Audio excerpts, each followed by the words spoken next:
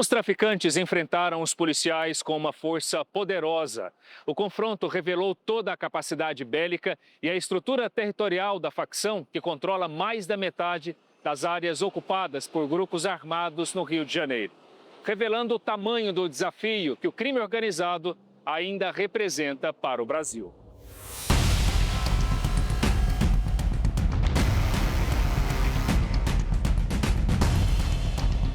Na linha do tempo, a história do Comando Vermelho começa no final da década de 70, no antigo Instituto Penal Cândido Mendes, na Ilha Grande, em Angra dos Reis, no estado do Rio de Janeiro.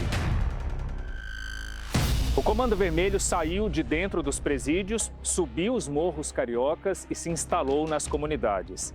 Nessas áreas, ergueu um império do crime, tendo o tráfico de drogas como principal negócio. Menores tornam-se soldados do tráfico e a facção controla a vida dos moradores. Praticamente 5 décadas depois da formação, a facção movimenta hoje um esquema bilionário capaz de financiar ações violentas de narcoterrorismo. Uma organização que agora, muito além do tráfico, controla vidas e a liberdade de famílias inteiras. Nós estamos falando de uma coisa em torno de 200 mil pessoas controladas por facções criminosas.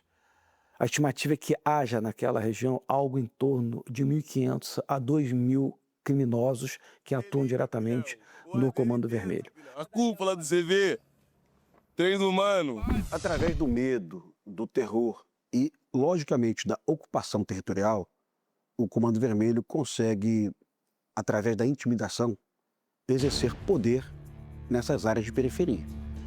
Então, daí vem o poder do Comando Vermelho hoje.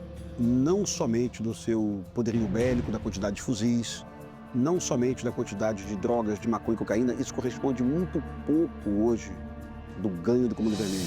As comunidades ocupadas são tratadas como territórios pelo crime organizado e os complexos são conjuntos de comunidades. O complexo do Alemão, por exemplo, é composto por 12 comunidades. A gente está exatamente entre o complexo do Alemão e da Penha, onde aconteceu a Operação Contenção da polícia. Por orientação das forças de segurança locais, a gente não pode chegar muito próximo dos lugares onde há barricadas. Barreiras ilegais e clandestinas erguidas com um objetivo claro: proteger e abrigar os cabeças da organização. Entre os chefes, nomes que marcaram a história do tráfico de drogas no Brasil, como Fernandinho Beiramar e Marcinho VP.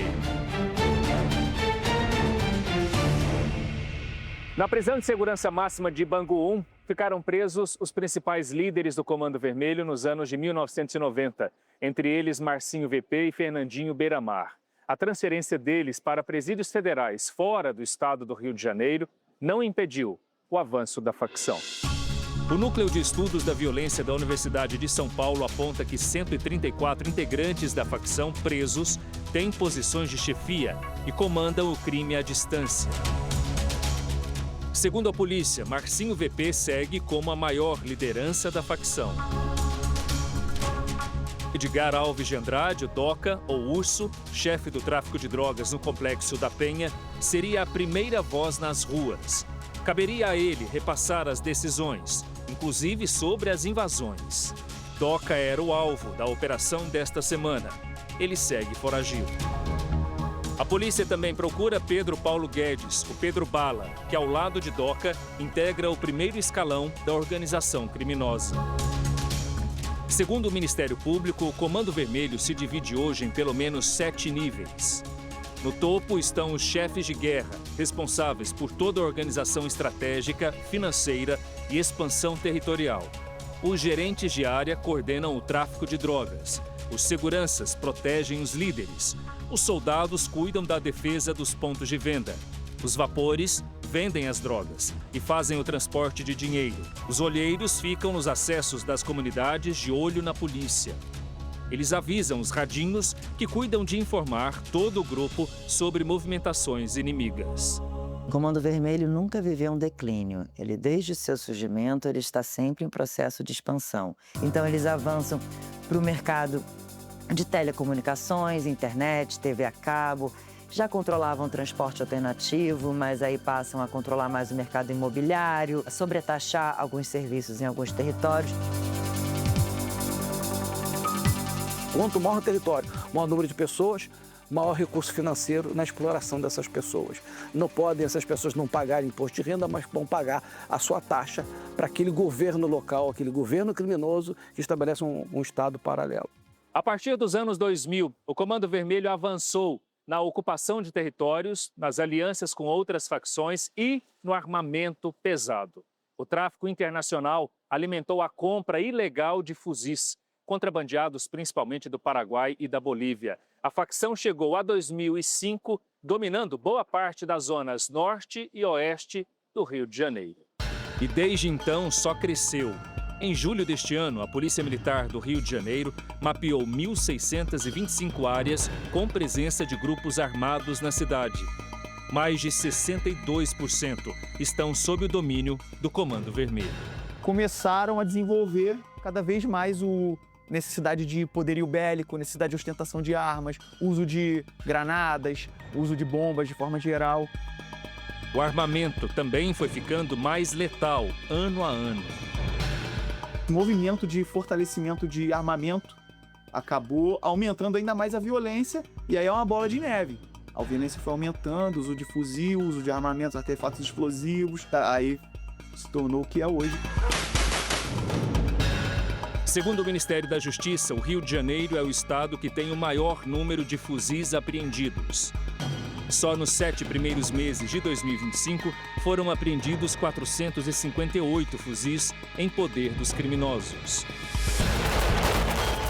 Muitas dessas armas que espalham terror nas mãos de integrantes do Comando Vermelho são réplicas produzidas em fábricas clandestinas aqui mesmo, no Brasil.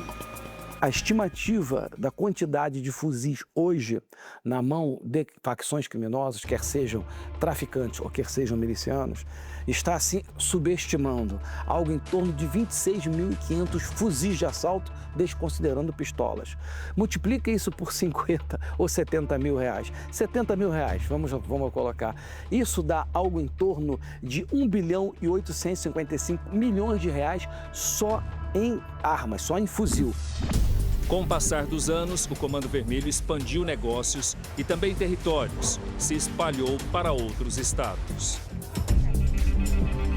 A facção comete crimes em pelo menos 25 estados brasileiros e no Distrito Federal.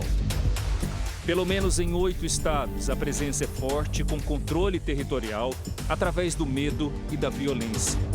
Aquele morador de comunidade, seja no Ceará, seja na Bahia, seja no Rio de Janeiro, que quer fazer o seu churrasquinho, que quer montar o seu lava-jato, que quer montar o seu borracheiro.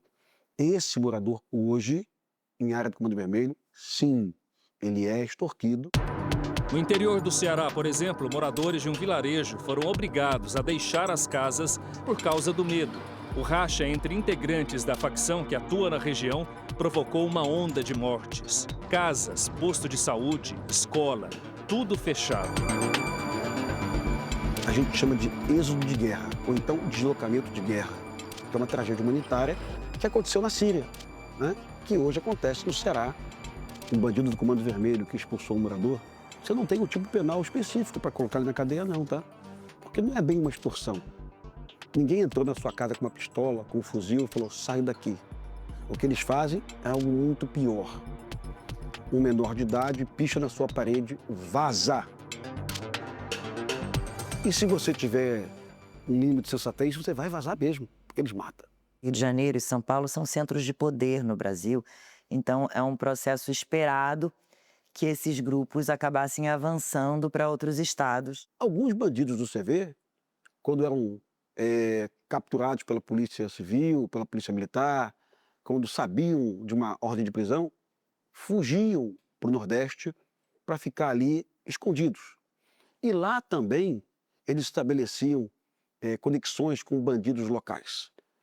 Infelizmente, o Rio de Janeiro exportou o modus operandi de domínio territorial. O Rio de Janeiro é uma situação definida como conflito armado não internacional. São gangues armadas com capacidade de combate de média intensidade, com mais de 300 homens que dominam o território por mais de 2 décadas, que estabelecem o terror no território e acabam com a soberania nacional naquele território e afrontam o Estado. Então, na sua opinião, o Comando Vermelho seria mais uma organização terrorista do que narcoterrorista? Sim, seria uma organização terrorista que ocupa território, que impõe o seu medo e terror, não por questão de ideologia, mas para obter receita através da exploração do território. A mega operação no Rio de Janeiro acendeu um alerta internacional. Com o cerco se fechando aos principais chefes do Comando Vermelho, cresceu a preocupação de que muitos tentem fugir para países vizinhos.